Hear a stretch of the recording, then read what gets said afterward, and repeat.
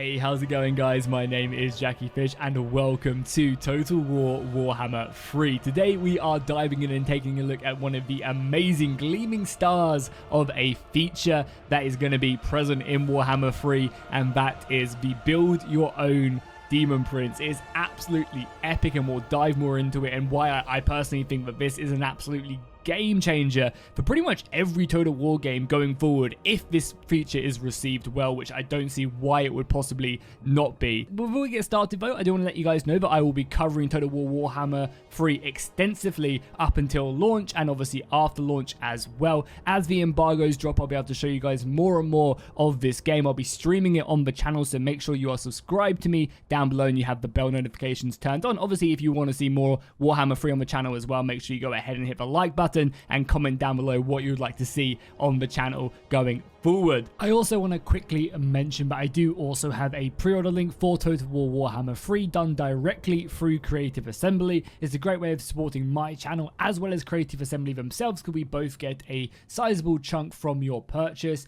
You'll go ahead and be given a Steam key you can redeem right away, or an Epic Games key depending on what one you pick. So let's dive into the action. Okay, so here we are. This is your Demon Prince, and I say your Demon Prince because you can pretty much customize him however you want. You can go and give them a name. I named mine Jackie Fish the Destroyer with a Z, so they know that we are serious. And as you get further and further in the campaign, and I'll show it off in a second through some saves, you'll be able to customize this guy however you want. If you want him to be an absolute monster in combat with huge melee stats, you can pledge yourself to Khorne. If you want to be super tanky, Nurgle. If you want to be able to snipe out heroes, Slanesh. If you want insane magic, Zinch. Or you can go down the Chaos Undivided route as well, which has its own benefits. Or you can mix and match. It's an absolutely crazy system. So let's dive into that right now, and I'll show you guys exactly how it works. Okay, so we are now in the Warhammer 3 campaign map, starting off in the north parts of Norska, raring to go down and start burning and pillaging the lands of the Empire. So down here in the Bay of Blades, you can see we've conquered it, and we also have an army from Kislev who have invaded, looking to try and get a foothold. However, I'm not going to allow that to happen. I have an army just outside the settlement, and as soon as next turn rolls around, we are going to dive in. So this Chaos Undivided faction does get access to all the different units that Chaos have, so you can really, utilize strengths and weaknesses of both and kind of optimize your army very, very effectively. And you obviously obtain them units by pledging. Whenever you conquer a settlement, you pledge it to a faction. And by doing that, you can unlock specific buildings. For example, right here, I've got the a Shrine to Khorne, which unlocks certain units. And you can see, obviously, this just gives me the Chaos Warriors. Whereas if I go over here and go over to my barracks that is dedicated to Nurgle, you can see that they give me a completely different unit. So you can go ahead and optimize that and really have a very, very cool setup and faction. But that's not the coolest thing. I just wanted to show that off because that's pretty important. However, this is the coolest thing right here. So as I said, as you conquer these settlements and as you win battles, you'll be able to dedicate the battle or the settlement to a certain Chaos God, or you can dedicate it to Chaos Undivided. And by doing so, you go ahead and unlock all these new body parts. And these body parts are pretty crazy because you can completely customize everything about your own legendary lord. If you want to go ahead and give him a completely different head, so say for example right now I have the charging horns of Khorne giving me a fuel by rage passive ability when I get below 50% HP. It gives me a regeneration, melee attack, and armor piercing. But say I don't really like that too much. I actually want a bit of magic, and I want to go ahead with the broken horns. Boom. Just like that, it completely changes my face. I now have the purple sun of Zerenis, how do you pronounce that? More HP because it's Nurgle, it's kind of all about them. New passive abilities, and that's absolutely epic. And you can do that for pretty much every single lord. And obviously, the more you dedicate to a certain lord, the more you're going to get down this route and the stronger abilities you are going to obtain. But not only that, you don't only just obtain body parts, and we'll take a little bit more of a look in a second about the body parts, but you also unlock special abilities that each of the Chaos Gods have that you'll be having if you play as them in the campaign. Say for example, if we go back on here, you'll see when we hit this threshold, you'll unlock, no wait, is it this threshold?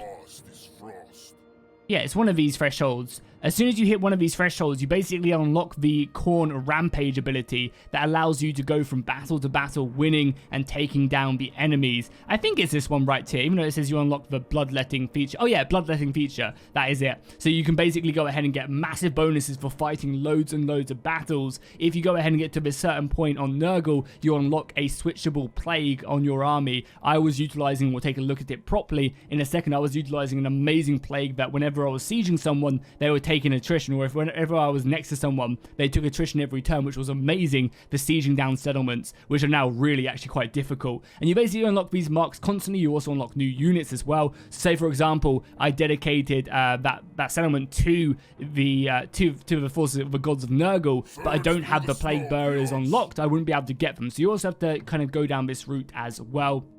And as you go further and further down the line, you unlock really, really strong stuff. And when you get right to the end, you unlock like these good old sets. And you also have sets of equipment as well, which you can tell by this little armor and hammer button up there that again give unique abilities once you wear the entire set. And the nice thing is about these sets is it isn't everything. Like, it's not just like 7 or 8 different bits of equipment you need.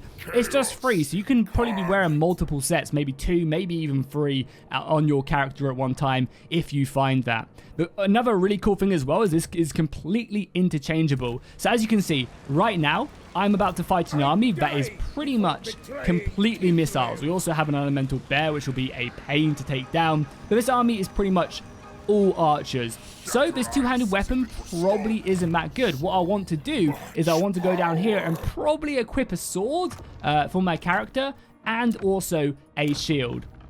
This shield gives me some missile block chance and also missile resistance, which will be perfect for a battle like this.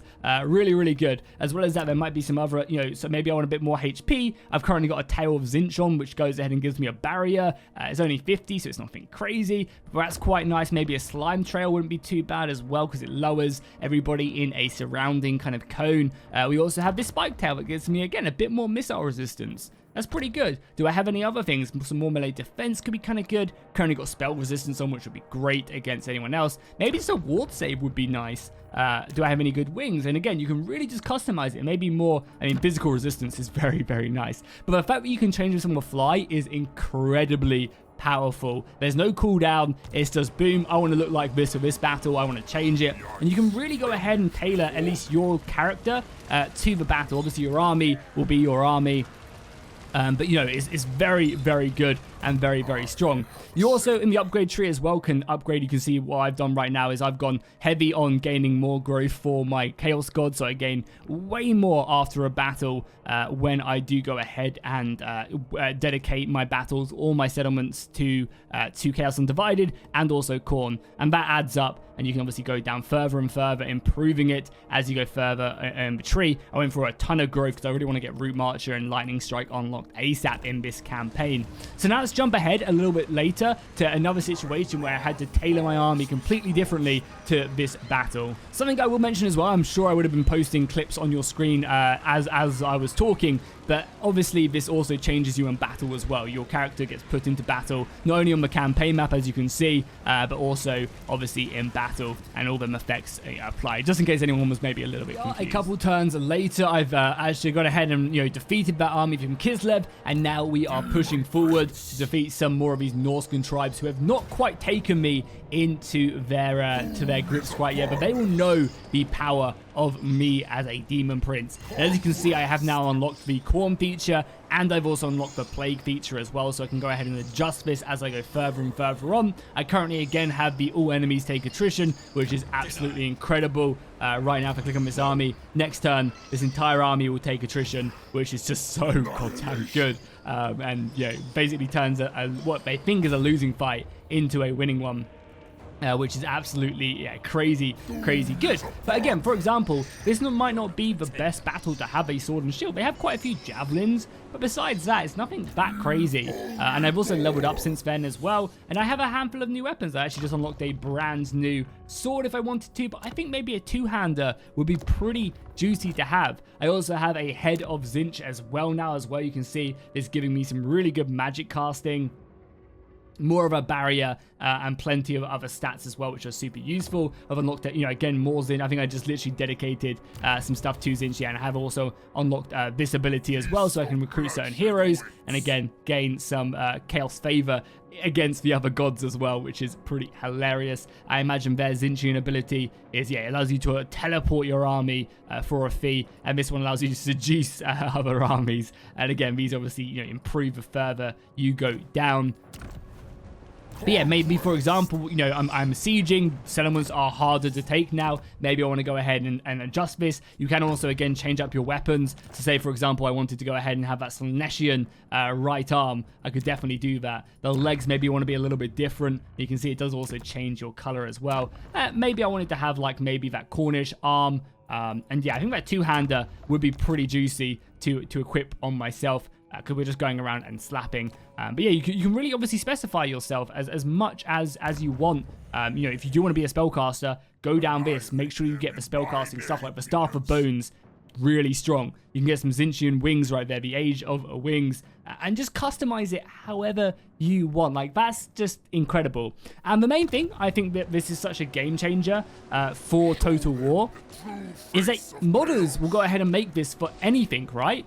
I can completely see modders allowing you to create your own custom lord for any faction. I don't see why that is not possible. And you level up and you improve, you get more equipment, and you kind of change your character as you go through. Like, that is something that is completely possible. And I think this, if it is received well, could be something that finds itself into every Total War. People love the ability to create their own story and create their own hero. Even in historical games, like, why can't I, create my own Henry VIII? He can still be called Henry VIII, but maybe I want to make him however I want to make him, and go that way. Like, it's just such a cool feature. I hope to see it more, especially in multiplayer as well. I think this will suit multiplayer perfectly. Allow players to create their own characters, take them into battle, and see how they fare. Even give them a chance to level them up as well. That would be so cool.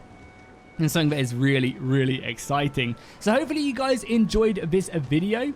Do make sure to drop a like and a comment down below if you did. If you have any thoughts on this, do let me know in the comments. If you guys have any cool ideas on what you want to do with your own Demon Prince, if this is something that you're going to be playing, let me know down below in the comments as well.